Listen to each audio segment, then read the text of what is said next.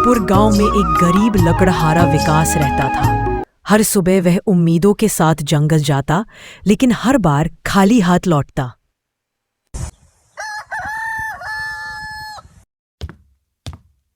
आज अगर लकड़ियां नहीं बिकी तो सेठ मेरी झोपड़ी छीन लेगा। बस आज कुछ भी हो जाए, लकड़ियां बेचनी है। अरे विकास, फिर वही जंगल। हर बार लकड़ियां लाता है और हर बार मुसीबत। मेहनत करना गलत नहीं, जो मिले वही काफी है। विकास गहरी सांस लेता है और जंगल की ओर बढ़ जाता है। गांव वाला हंसता है।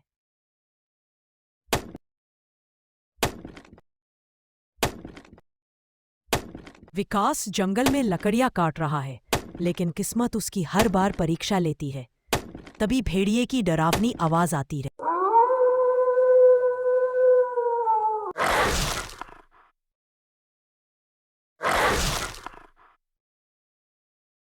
कुल्हाड़ी गिरती है, लकड़ियां बिखरती हैं। मुझे भागना होगा। विकास दौड़ता है और गांव लौटता है।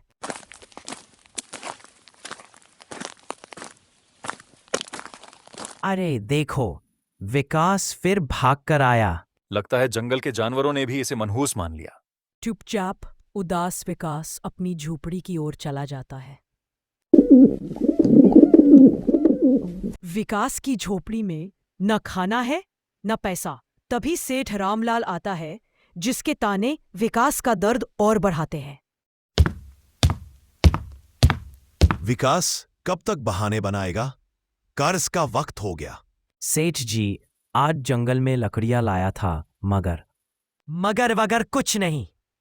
कुछ दिनों में पैसा न मिला तो तेरी झोपड़ी नीलाम कर दूंगा। सुबह होती है। विकास फिर जंगल की ओर जाता है।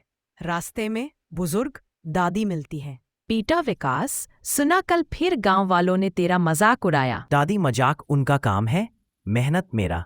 मेहनत का फल जरूर मिलेगा बेटा। हाँ दादी, मैं हार नहीं मानूंगा। विकास ने फिर कुछ नहीं कहा, बस चुपचाप जंगल की ओर चल पड़ा। विकास कुल्हाड़ी से पेड़ों की कटाई कर चुका था। लकड़ियां गट्ठर में बांधकर वो खुद से बुदबुदा रहा था। आज तो किसी भी हालत में लकड़ी बेचकर ही रहूंगा। इस बार भी जब वो गट्ठर बांधकर घर लौट रहा था, एक तेज आंधी आई। सारी लकड़ियां उड़ गईं। हे भगवान, क्यों मेरी मेहनत हर बार बेकार क्यों जाती है? फिर खाली हाथ गांव में लौटता है। अरे विकास, फिर खाली हाथ? लगता है भगवान ने तुझे सिर्फ मेहनत के लिए बनाया। चुपचाप विकास घर जाता है, भूखा सो जाता है। अगली सुबह फिर कुल्हाड़ी और फिर जंगल का रास्ता। लेकिन आज विकास की आंखों में एक अलग आग थी। आज कुछ भी हो जाए, मैं लकड़ियां बेचकर लौटूंगा और सेठ का कर्ज चुकाऊंगा। पर जैसे ही वो लौटने को हुआ, फिर बादल गरजे और बारिश शुरू। जैसे ही विकास लकड़ियां लाने गया, बारिश आ गई।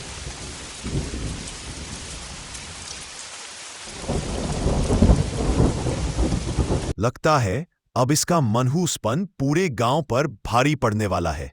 विकास अपमान से भर उठा, लेकिन उसने जवाब नहीं दिया और भीगते भीगते घर चला गया।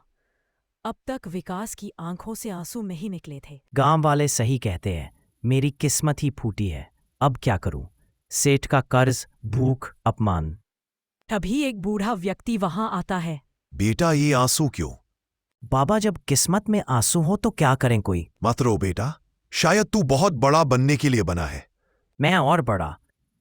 अरे, जिसे एक लकड़ी तक बेचनी नहीं आती, वो क्या बड़ा बनेगा? बूढ़ा व्यक्ति कुछ नहीं बोला, बस मुस्कुराकर वहां से चला गया। विकास आज जंगल में थोड़ा और अंदर चला गया। वहां उसे एक पुराना खंडहर दिखा। अरे, ये कैसा खंडहर है? इसके अंदर क्या होगा? विकास अंदर गया। वहां सुंदर वृक्ष थे और एक विशाल पत्थर की मूर्ति।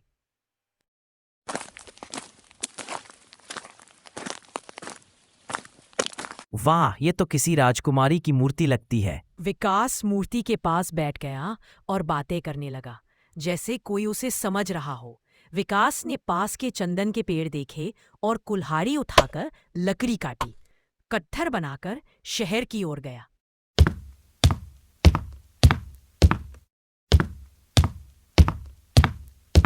बाजार में व्यापारी आता है।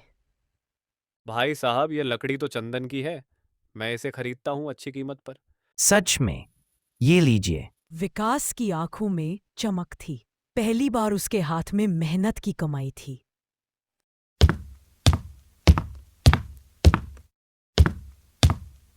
सेठ जी, आपका कर्ज चुका दिया। अरे तूने लकड़ियां बेच ली और इतनी अच्छी कीमत भी मिल गई। सेठ का चेहरा उतरा हुआ था और विकास का सिर ऊंचा। क्या सच में मेरी तकदीर बदल रही है? विकास अब रोज खंडहर जाता था।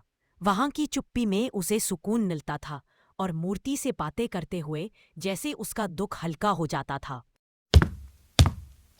तुम भी अकेली हो और मैं भी तुम पत्थर की हो, और मैं इन गांव वालों की बातें सुन सुनकर अंदर से पत्थर का हो गया हूं।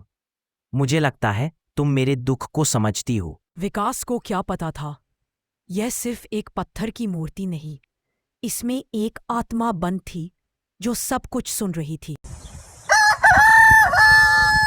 अगले दिन जब विकास खंडर पहुंचा तो चौंक गया। अरे ये तो वही चंदन का पेड़ है, कल ही तो काटा था, आज फिर से उग गया। वो पेड़ फिर से वैसा ही खड़ा था, ताजा और सुगंधित, मानो कोई जादू हो।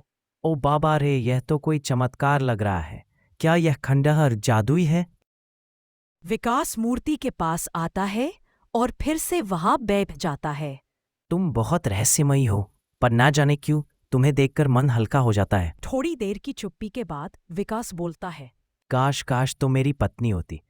माफ करना, यह कहने का हक नहीं है मुझे, लेकिन जब से तुम्हें देखा है मन तुम्हारी ओर खींचने लगा है। जैसे ही उसने यह कहा, एक हल्की हवा चली और कुछ ऐसा हुआ जिसकी उसने कभी कल्पना नहीं की थी। विकास, मैं कब से तुम्हारी बातें सुन रही हूँ। अरे ये क्या, ये आवाज कहाँ से आई?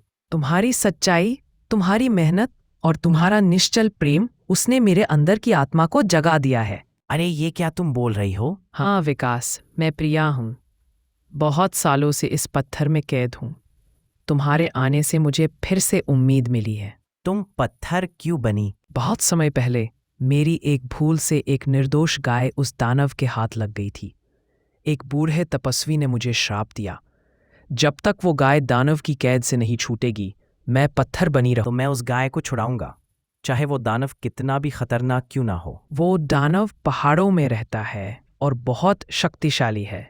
तुम्हें बहुत छिपकर काम करना होगा। तुम मेरे लिए अब सिर्फ एक रहस्य नहीं, मेरा विश्वास हो, मैं तुम्हें जरूर मुक्त करूंगा। विकास की आंखों में अब डर नहीं था, सिर्फ एक लक्ष्य था, प्रिया को आजाद कराना।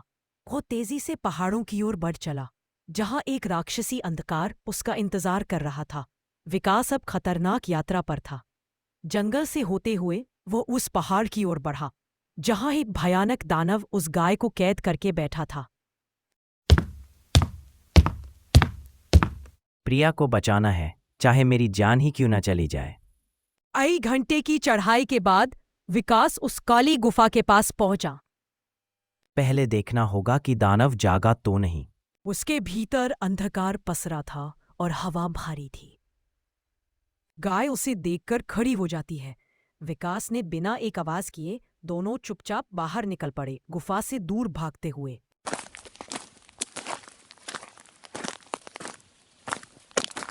हम बच गए, प्रिया अब आजाद होगी। विकास गाय को लेकर खंडहर लौट आया। प्रिया की मूर्ति के सामने गाय को खड़ा किया। देखो प्रिया, मैं गाय को ले आया हूं। तभी मूर्ति में प्रकाश भरता है और प्रिया जीवित रूप में सामने आती है। विकास, तुमने सच में कर दिखाया। अब मैं आजाद हूँ तुम्हारी वजह से। विकास की आंखों से आंसू निकल पड़े, इस बार दुख के नहीं, सच्चे प्रेम की जीत के। तभी गाय अचानक बोल पड़ती है मानव स्वर में, विकास, तुमने मुझे उस दानव की कैद से मुक्त किया। मैं साधारण गाय नहीं हूँ, मैं हर दिन 1 महीने के बराबर दूध देती हूँ। हाँ, अब मैं हमेशा तुम्हारे साथ रहूंगी और तुम्हारे परिवार की समृद्ध बन जाऊंगी। हे भगवान, यह तो सपना जैसा है। प्रिया धीरे से विकास की ओर देखकर, विकास, क्या तुम मुझसे विवाह करना चाहोगे? मैं तो एक गरीब इंसान हूं, मेरी किस्मत भी बहुत खराब रही है। अब नहीं विकास, अब तुम भाग्यशाली हो, जिसके पास मेहनत, प्रेम और सच्चाई हो। वही सबसे अमीर होता है। तो फिर हाँ, मैं भी यही चाहता हूँ। एक लकड़हारा जो कभी गांव में तिरस्कृत था, अब एक देवी समान पत्नी और चमत्कारी गाय के साथ एक नई जिंदगी की ओर बढ़ रहा था। विकास अब अकेला नहीं था, उसके साथ थी उसकी पत्नी प्रिया और चमत्कारी गाय कामधेनु। जैसे ही वो गांव लौटा, सबकी आंखें फटी की फटी रह गई। अरे देखो, विकास वापस आ गया। और उसके साथ वो लड़की कौन है? और ये गाय, ये तो अजीब सी लग रही है ना। अब वही लोग जो उसे मनहूस कहते थे उसकी ओर आदर से देखने लगे। विकास का घर चंद दिनों बाद विकास अब रोज गाय का दूध बेचता। वो दूध केवल स्वादिष्ट नहीं, औषधीय भी था। शहर से व्यापारी उसके दरवाजे आने लगे। विकास जी, हम आपके दूध के कॉन्ट्रैक्ट पर साइन करना चाहते हैं। बिल्कुल, लेकिन दूध केवल उतना ही मिलेगा जितनी मेहनत सच्ची होगी।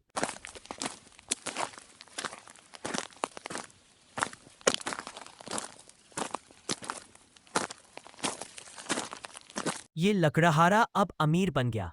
कामधेनु का दूध गांव के बच्चों तक पहुंचता, बीमारों को ठीक करता। अगर वक्त बुरा हो तो भी हार मत मानो। विकास अब अकेला नहीं था। उसकी मेहनत, उसकी सच्चाई और उसकी इंसानियत ने उसे वो सब दिया जो कभी उसके बस का नहीं लगता था।